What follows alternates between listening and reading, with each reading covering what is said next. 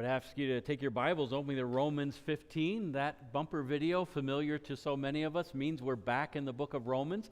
And we're back in the book of Romans for the last leg of our journey that we began back in January of 2023. And so we're going to be in Romans from now till really the third week in November. And then we will begin our Advent series that I'm very excited for. We're calling it More Than a Man, and we're just going to spend 5 weeks looking at Jesus Christ. So much more than a man, the God-man. And then we're going to, as we look to 2026, anticipating getting into 1st and 2nd Thessalonians. We'll look at some other things along the way throughout the year and the summer and so forth, but 1st and 2nd Thessalonians is going to be our major study throughout 2026. And I believe just so very timely for us as we look at where we are in sort of our cultural and historical moment. The book of Thessalonians, 1st and 2nd, really encourage us in how we ought to live in a culture that's very much like ours today. But then Paul also spends some time looking ahead to what is to come, talking about the rapture, talking about the Antichrist, and so on and so forth. And so I feel like it's a very timely study for us. If you are one to surf the internet, you may have been expecting the rapture on Wednesday. It didn't happen. And one of the things I always think about when someone comes out and makes a prediction like that is when they say it's going to happen on Wednesday, I just know it's not going to happen on Wednesday. But it is going to happen. And Paul speaks to it very carefully and very clearly in both 1st and 2nd Thessalonians. So I'm looking forward to that study. I hope you are. But this morning, we're in Romans 15. We're going to look at verses 1 through 7, and you'll find that on page 949 if you're using one of the Bibles from the chair in front of you. But as we begin this morning, I want to start with a very obvious statement, and that obvious statement is this: toddlers are experts at making messes. If you've ever raised a toddler, you know that that's true. And toddlers aren't like the babies, because when babies are, really babies, they don't do a whole lot of anything. They just kind of lay around and they sleep a lot. They wake up to eat and so on and so forth. And I always chuckle when, first-time parents, and they've got their baby home, and I'll ask them, how's it going? And they always say the same thing. Oh, it's going so good. It's such a good baby. They don't fuss or anything. And I just laugh to myself and think, you ignorant fool. You have no idea what's coming. Toddlers, in many ways are still baby-like. The only difference is they're mobile, right? And so once they're mobile, they're not only dangerous, but they're messy. So think with me. They're really good at dumping every toy in the middle of the room. I mean, when our grandkids are at our house, it's like our toy room explodes. There's Matchbox cars, there's Legos, there's Bluey little figures, and stuff I don't really know but it's just everywhere, right? They're really good at making messes, not so good at cleaning them up. They have very short attention spans, and they'll run from one thing to another thing to another thing until they find the thing that's making them happy in the moment, and then they never want to stop that thing, right? You look at a toddler, and I like to, my grandkids always enjoyed when I throw them up in the air, and I like to throw them high enough that they can touch the ceiling without actually banging their head into the ceiling. So there is a bit of nuance to it, but they really love that. But the problem is they'll want me to do that all afternoon when I'm long past tired and don't have the strength to do it anymore. But when they get that thing that they like, they want to do it constantly. When they find that thing that they enjoy eating, they want to eat it constantly. They don't have any breaks. They don't know when to say no. It's like there's nothing in them that ever wants to push away from the table of that thing that they're enjoying and saying, enough, I'm satisfied and full. They are really good at messing their diaper, not so good at changing it afterward, right? And they'd sit in it all day until somebody came along and helped them out. Now, why do I start that way? I start that way because before I got saved at 25 years old, I was married. I had 2 kids. I had a full-time job. And in so many really significant ways, I was just like that toddler that I described. Your story might be different from my story, but my story was before I got saved, I was really angry. And that anger was never that far under the surface, so it was easily provoked. I had a lot of insecurities. I was an immoral person when it came to sexuality and sexual expression. I was a drunk. I was probably a very high-functioning drunk, but that just means you've been a drunk for a while. I was bitter at my dad, and I let that bitterness color so many other parts of my life. I was selfish. I was entitled.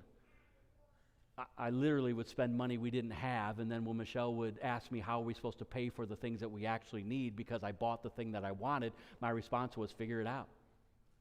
That wasn't my problem. I was a mess. And I was really good at making messes. And you know what the reality is? When adults make messes, people get hurt. And then I got saved. I got saved on a Wednesday night in October, nearly 30 years ago. About 3 weeks from now will be my 30th anniversary, my 30th birthday in the Lord. But being saved doesn't mean that all that mess just immediately went away. I've shared different parts of my story with you along the way.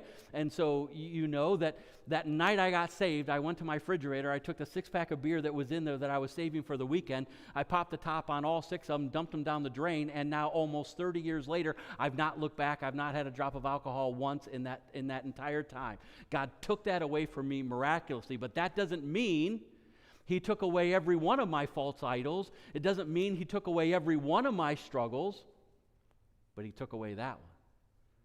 He took away cussing. I could cuss like a poet. And the night I got saved, he cleaned that up. And people will say, well, what do you say when you hit your thumb with a hammer? I don't say anything. That is possible. But that doesn't mean He took away my ability to still use my words in very destructive and hurtful ways. I can have a sharp tongue. So, some things changed immediately, but not everything changed. I was carnal. An unbeliever cannot be carnal. Carnal is a designation only for Christians. A carnal Christian is someone who is saved, but they still have a lot of the world still in them. They still have a lot of their old habits in them. And every Christian starts off as a carnal Christian. It's a normal part of the progression that you make from being an unbeliever to being a believer, to being a carnal believer, to being a growing believer, to being a mature believer. So carnality for a new believer is normal and to be expected. But if you've been walking with the Lord for 5 years, 6 years, 10 years, 20 years, and you're still carnal, there's still a bunch of the world still in you, that's a huge problem. We all start out carnal. The Bible would talk about this idea of being a babe in Christ, meaning we're born again, but we're not necessarily mature. So for me, I knew how to fall, but I didn't necessarily know how to get back up. I wanted to do the right thing, but I didn't necessarily know how to do the right thing. And what I learned in those early days was there were some Christians who were willing to come alongside me and try to help me in my mess and in my carnality and in my immaturity. And then there were some Christians who, quite frankly, they didn't know what to do with me. And so they avoided me. This morning, as we step back into the book of Romans, we're going to be confronted with this question. You're going to hear me ask it a couple of times, but we're going to be confronted with this question. What kind of church do we want to be? Do we want to be a church that's only for those who are already 90% just like us? Or are we willing to be a church that anybody can walk through the door, hear about Jesus, meet Jesus, and grow in their relationship with Jesus? And when I talk about being a church for all people, I'm talking about messy people, I'm talking about searching people, I'm talking about found people, carnal people, mature people, all people. And listen, I want to encourage you, don't answer that question too quickly, because if you want to be a church for all people where anybody can walk through that door, hear the gospel, respond to it, and grow in their faith, you need to recognize that's hard. But as we're going to see in the text, we've been called to one hope, one purpose, and one calling. So there's really only one choice. Romans 15. Notice verse 1 through 3. We who are strong have an obligation to bear with the failings of the weak and not to please ourselves. Let each one of us please his neighbor for his good, to build him up. For Christ did not please himself, but as it is written, the approaches of those who reproached you fell on me. These first three verses are a bridge between chapter 14 that we concluded back, the first week in June, and chapter 15 that we're stepping into this morning. And when we were in chapter 14, that's all about what Paul referred to as conscience issues or Christian liberty issues. And so in chapter 14, he talks a lot about the strong versus the weak conscience, or the trained versus the untrained conscience, with regard to Christian liberty matters and the responsibility that we have one towards another when it comes to how we handle Christian liberty issues. Let me give you, by way of a quick review, just some things so you say to yourself, oh yeah, I remember where we are now in the book of Romans. In Romans 14, we learn that there's a difference between a biblical commandment, a conviction, and a liberty or conscience issue. A biblical commandment is not a suggestion, and you and I do not have the power to negotiate it. It says what it says, and we only have one choice. We're going to obey or disobey. But we don't get to go to Jesus and say, I'm not crazy about the terms, so can we kind of negotiate what obedience looks like when it comes to this commandment? We don't get that right. We don't have that privilege. We obey or we disobey. That's it.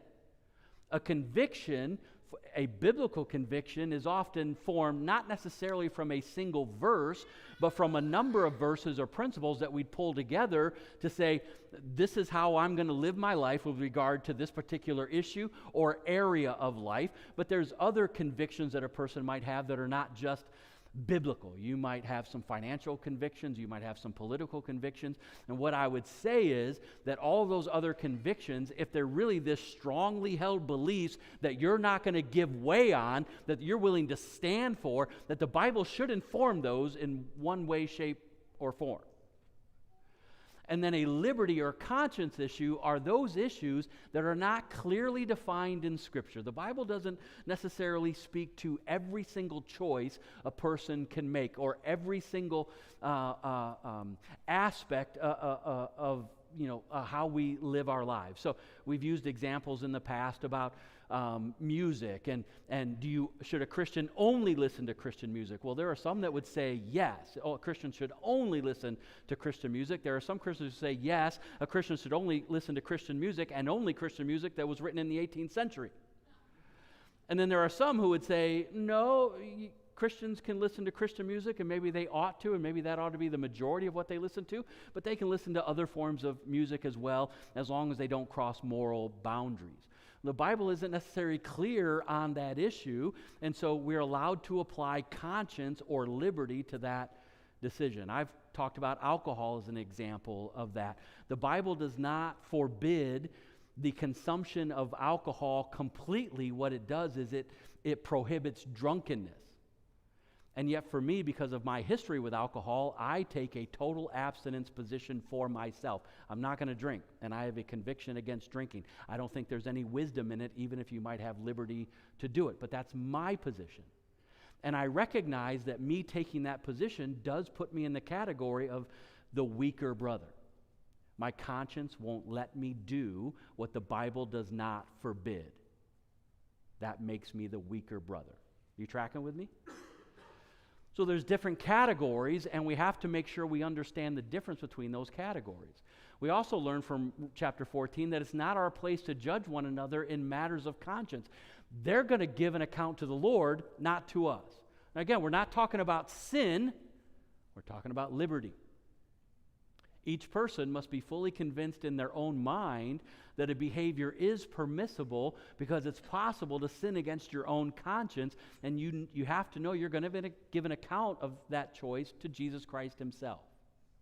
So Paul, in a number of places in Romans 14, makes it very clear that if you do something that in your own conscience you think is wrong, even if it's not technically a sin, if you do it thinking it's wrong, it becomes sin to you, and that's a legitimate sin.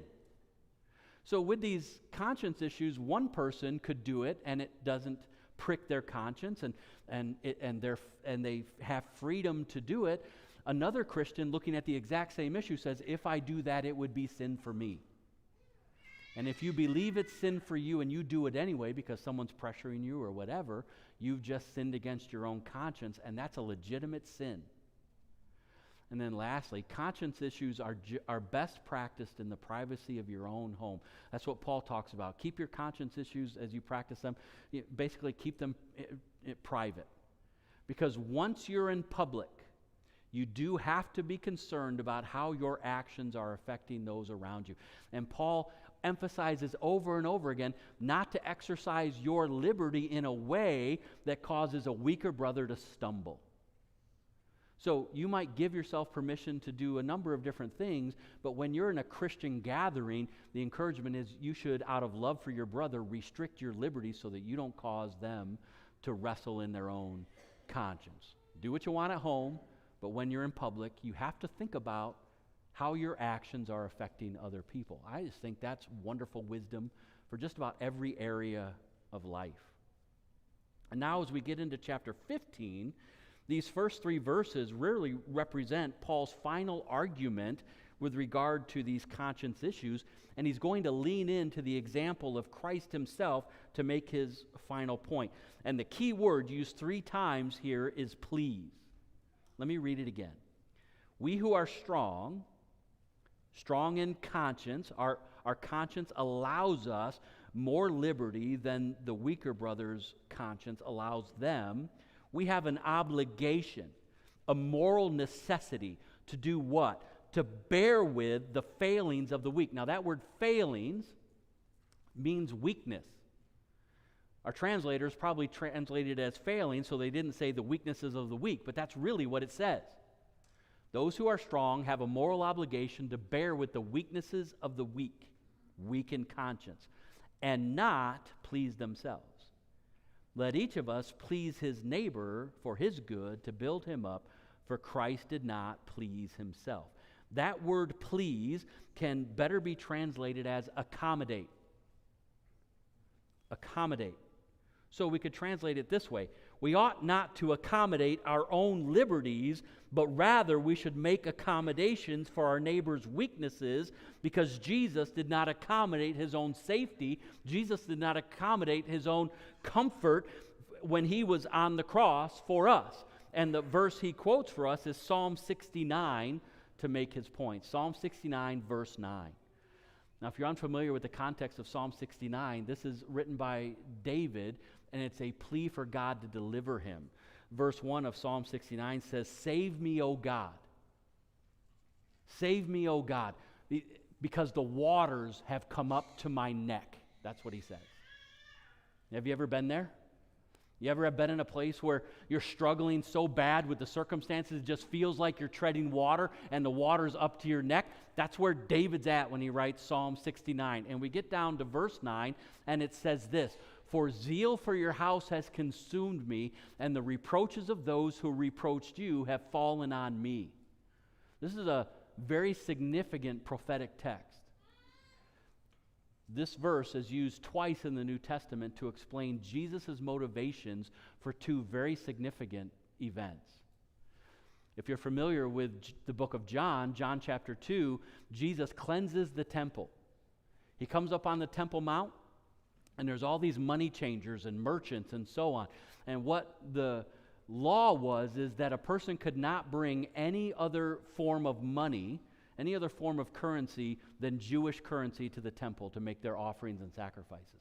So if you've got Roman currency, you've got to change that to Jewish currency before you could make your offering. And in the act of changing that money from one denomination to another, They would upcharge you for that to make money off of you. If you needed an animal as part of your sacrifice, they would upcharge the cost of the animal before you could go and make that necessary sacrifice that the law prescribed. And Jesus goes up onto the Temple Mount, and he sees that they've turned God's house, God's temple, they turned it into a Walmart, and he gets rightfully angry, and he makes a whip out of cords. He starts flipping tables and whipping fools and clearing that whole Temple Mount. You got to imagine, there's thousands of people here, and there's one man. So when you talk about anger, this is Jesus angry. And the motivation that is cited for why Jesus would respond like this the way he did is Psalm 69, verse 9. The zeal of your house has consumed me. The purity of God's house. And here, Paul uses it to give Jesus' motivation for the cross. This is Paul explaining why Jesus went to the cross. And notice the language. There are reproaches. And there are those who have reproached God. David is writing this psalm to God. So he's saying there are those who have reproached you, but the reproach that is due to those who reproached you have not fallen on them. Rather, it's fallen on me. And Paul's saying that's why Jesus went to the cross. That there are those who have sinned against you. There are those who have angered you. But rather than the blows that they deserve for angering you falling on them, those blows that they deserve because they've angered you have fallen on me. That's what the cross is all about. So you could think of that verse and you could translate it this way. The blows meant for those who sinned against you have fallen on me. Now, there are many things that happened on the cross, and every one of those things really, really matter. But I would argue that central to all the things that took place on the cross, whether it's purchasing our forgiveness, whether it's acquiring our adoption, whatever you want to talk about, that which was accomplished on the cross, central to all of that, we talk about it all the time, penal substitutionary atonement.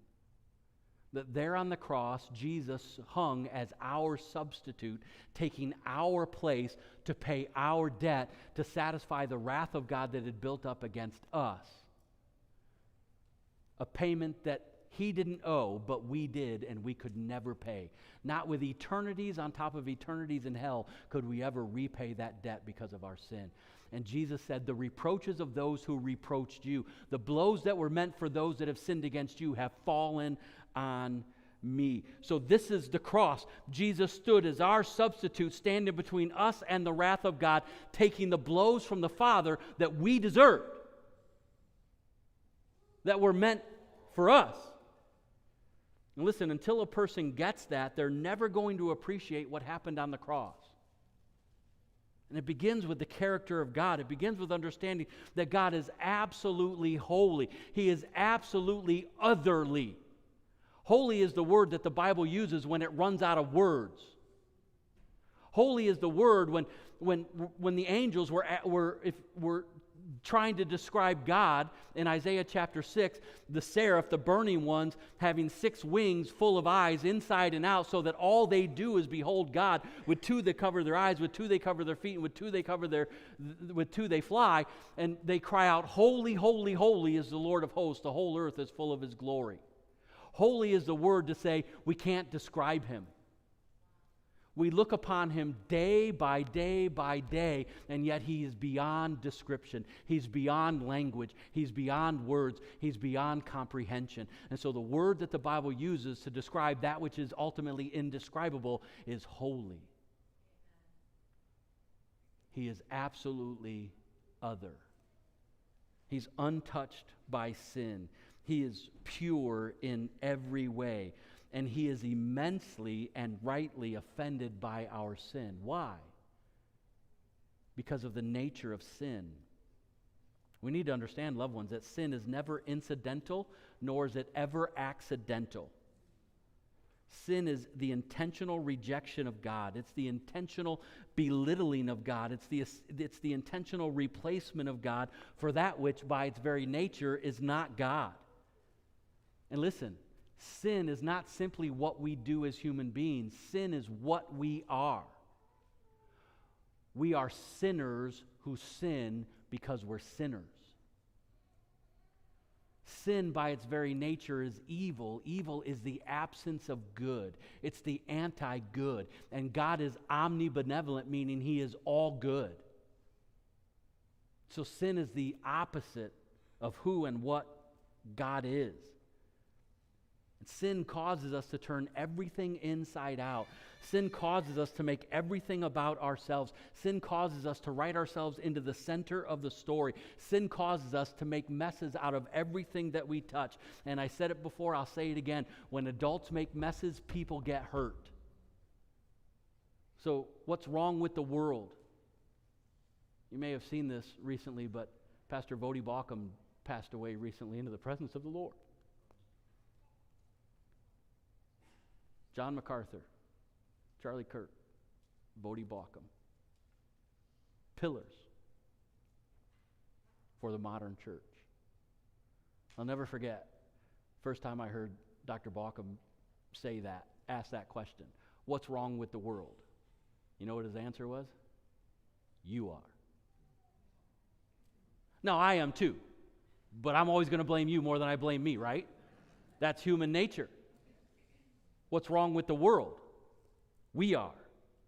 What's wrong with the world? We sin. We're bent towards evil. Now, that doesn't mean that every person does all the evil that they're capable to do. But it does mean that we can't fix the evil that is wrong with us on our own. And so God is terribly, awfully, awesomely, and terrifyingly angered by our sin. And that holy anger builds up against us like water behind a dam, and it separates us from Him. And if we were to leave this life still in that state of separation, still dead in our trespasses and sins, then we would spend all of eternity separated from Him in a Christless, hopeless, endless state of torment that the Bible calls hell. Forever. We like to say that Jesus died to save us from our sin, but that's only partially true. Jesus died to save us from God. Jesus died to save us from the awful and terrible wrath of God because we are broken sinners. And if you understand that, then verse 3 really becomes a powerful motivator for why we should put others ahead of ourselves. Because verse 3 says that the blows that were meant for them who sinned against you have fallen on me. Loved ones, what other motivation do you need than the cross, where Jesus put you ahead of Himself? Your salvation, your eternity, ahead of His own comfort and safety and His very life. That when it comes to these liberty issues, and you say that like they don't matter. They don't matter next to the cross. And we're not willing to put others ahead of ourselves when I want to drink what I want to drink, and I want to watch what I want to watch, and I want to listen to what I want to listen to, and I want to go where I want to go, and I want to do what I want to do. And you'd put that ahead of someone else?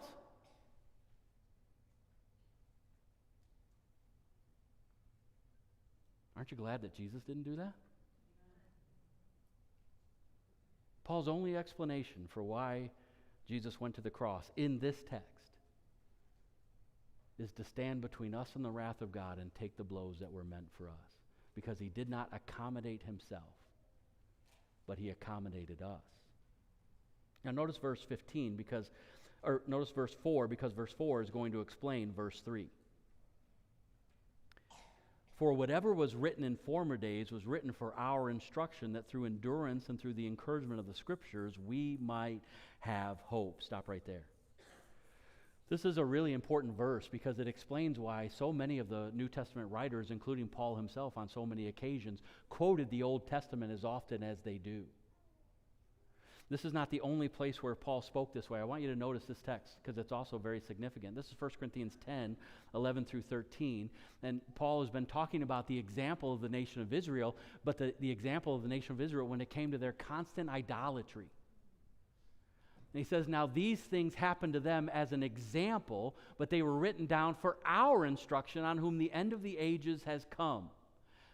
Therefore, let anyone who thinks that he stands take heed lest he fall. Anyone who's sticking their feet back into sin, anyone who's dabbling in sin, anybody who wants to get close to the fence or climb over the fence or indulge their flesh.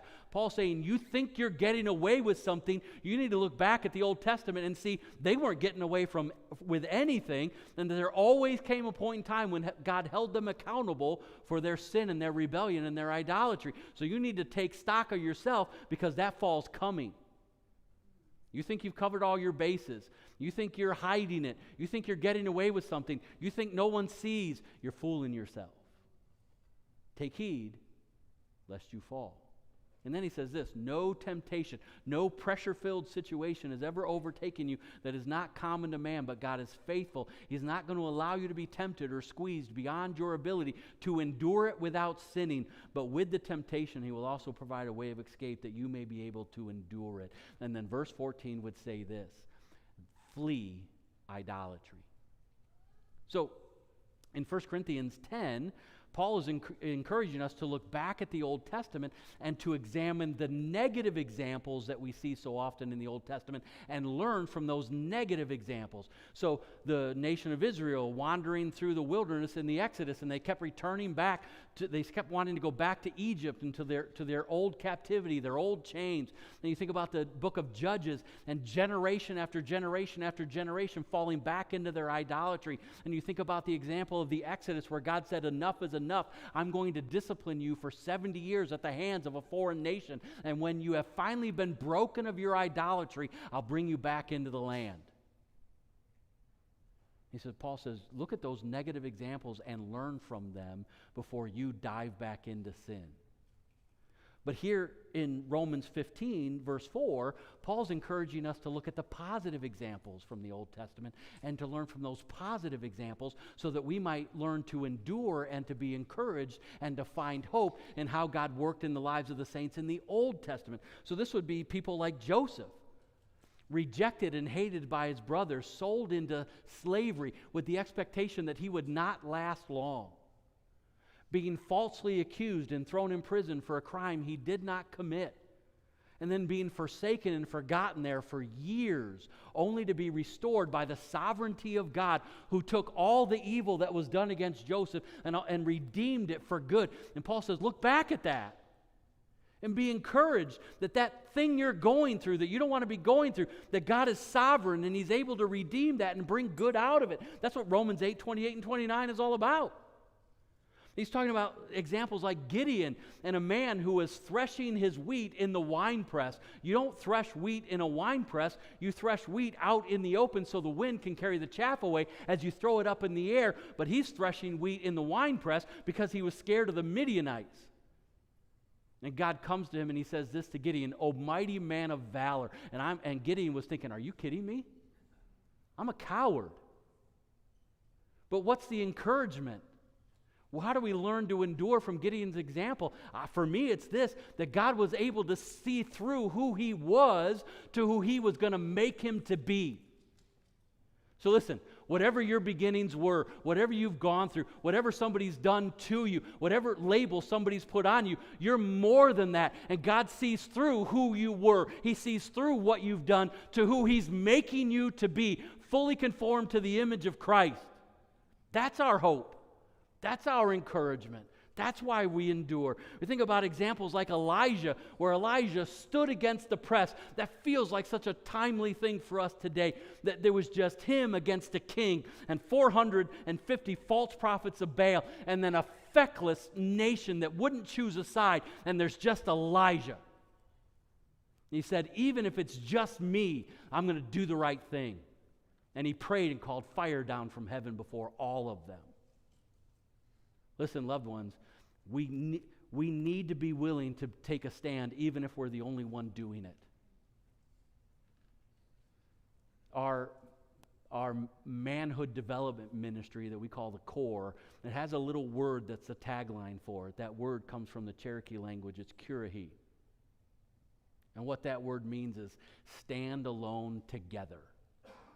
And we're teaching these young men how to be godly men in community with other godly men, we say to them, you need to have the courage, you need to have the conviction, you need to have the character to stand for what is right, even if you're the only one doing it. But because you're in this band of brothers, you'll never be the only one doing it, because we'll stand with you. That needs to be the posture of the church. We're going to take our stand in a godly and Christ-like way for what is right, and knowing that because we're part of this thing called the church, the body of Christ, we never have to take that stand all by ourselves.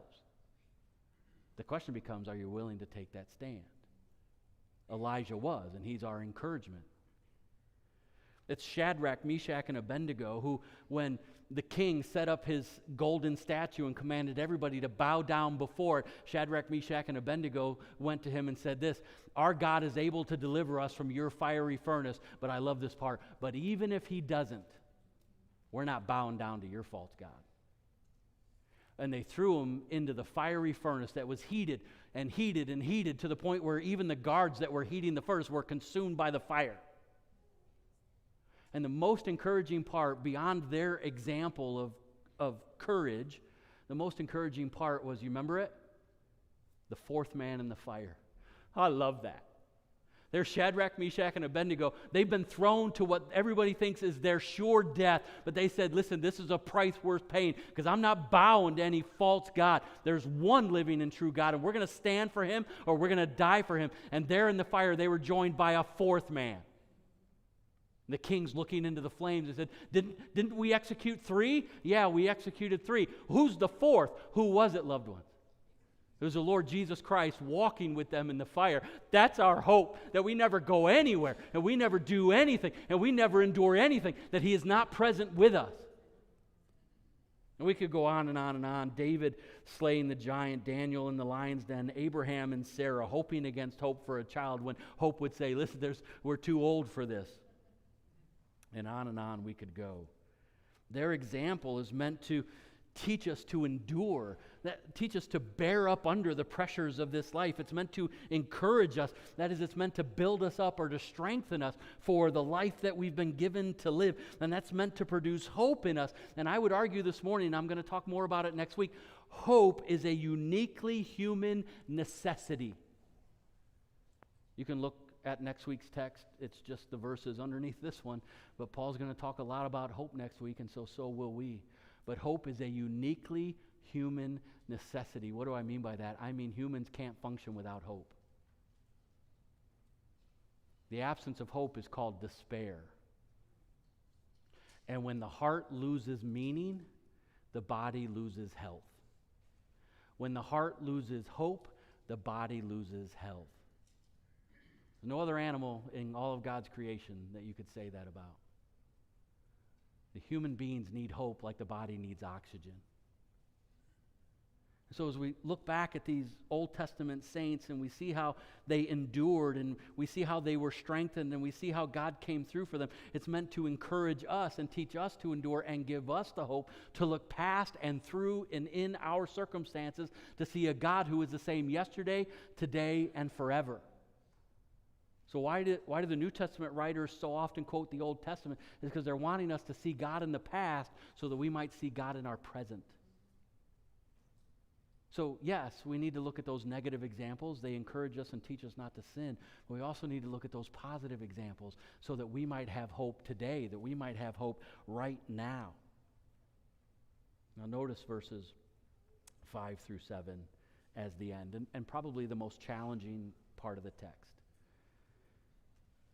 May the God of endurance and encouragement grant you to live in such harmony with one another in accord with Jesus Christ, that together you may with one voice glorify the God and Father of our Lord Jesus Christ. Therefore, welcome one another as Christ has welcomed you for the glory of God. There are 3 prayers in chapter 15. This is the first of the 3 prayers that Paul prays in this chapter of the book of Romans. And I want you to notice the connection between verse 4 and 5. He talks about endurance and strength in both. The connection is that the God of endurance and encouragement has filled his word with the seeds of endurance and encouragement so that we might have hope. But his prayer here, as he talks about praying to the God of endurance and encouragement, isn't that we would be encouraged or learn to endure. His prayer is that we would be unified. His prayer to the God of endurance and encouragement is that we would have harmony one with another. That we would be united together. So that we might do what? Glorify God together. And the application of this entire first paragraph here in Romans 15 is found in verse 7, therefore. Therefore always points to application. Based on everything that he said up to this point, welcome one another as Christ has welcomed you for the glory of God. So what Paul is saying here is welcome one another in the same way that Christ welcomed you when you got saved. And the question becomes, in what state were you when you first got saved? And the answer to that question, loved one, is you were a mess. No one comes out of the womb fully mature. If you've never seen a newborn baby, they're slimy little creatures. And their heads are pointy and misshapen and so on and so forth. We come out of the womb, we can't walk, we can't talk, we can't take care of ourselves. We don't know anything about anything. Our eyes may be open, but that doesn't mean we see clearly, because babies' eyes might be open, but they can't see more than a few inches from their face. They see, but they can't see. They scream to get what they want. They scream if they don't get what they want. All they do is scream. We're born just sitting in our mess, and we can't clean it up by ourselves. We need someone to help us. And we do it again and again and again until we mature, until we take enough steps in the right direction. And listen, salvation is just like that. We were all dead in our trespasses and sins. We were all spiritually blind. We were all spiritually deaf. We were all spiritually lame. We were walking in darkness and we were hating the light. And that was true whether you were saved at 5 or whether you were saved at 25 like me, or at some point anytime in between or after. Excuse me. And when you got saved, that doesn't mean you were instantly mature. In fact, in so many ways, what salvation means is able to mature. That's what it means. Not mature, able to mature. When you got saved, you were carnal. Your eyes were open, but that doesn't mean you could see clearly. You had to learn how to walk in holiness, and that was hard, and it probably still is hard at some level. You had to learn to think and talk and live like Jesus, and that's difficult depending on how old you were when you got saved, because you'd probably already learned how to talk and think and live like the world. And all that has to be taught out of you and behaved out of you, and old things have to be put to death, and new habits have to be begun. And sure, some people's journeys start out knowing more than others because of their background, and some people start out more messy than others because of their background, but every one of us come into our salvation with steps we need to take, and those initial steps might look different one from another, but we all have to grow. So what does growth look like in my case when I was raised by an abusive and alcoholic and angry and violent father who was trying to make me into his image and likeness, versus what does change look like in the life of someone who was raised by Christian parents in a Christian home and started coming to Sunday school like the second week they were alive? Those steps, those initial steps, probably look very different from one another. And yet we all have steps to take, and we all need help to take those steps. So I'm going to ask the question that I began with again. What kind of church are we going to be? I don't get to answer that question myself because I'm not the church. We've got to answer that question together because we're the church. What kind of church are we going to be? Are we going to be a church only for those who are already 90% just like us when they walk through the door? Or are we going to be a church where anyone can come and meet Jesus and grow in their faith? And by anyone, I mean messy people. I mean broken people. I mean hurting people, confused people, skeptical people, disillusioned people. And if we're going to be that kind of church, we need to acknowledge that that's going to be hard. But there's one hope. There's one purpose. to glorify God together. There's one calling, to welcome one another the same way that Christ welcomed us when we first got saved. So, loved one, there's only one choice. The question becomes, are you going to be a part of that work of welcoming and evangelizing and discipling, or are you not? And you'll be like, I don't know how to deal with people like that. I don't want to deal with people like that. And so you just even come to church keeping others at arm's length. One's biblical and one's not. One glorifies God. One does not. One furthers the mission. One does not. What kind of church are we going to be?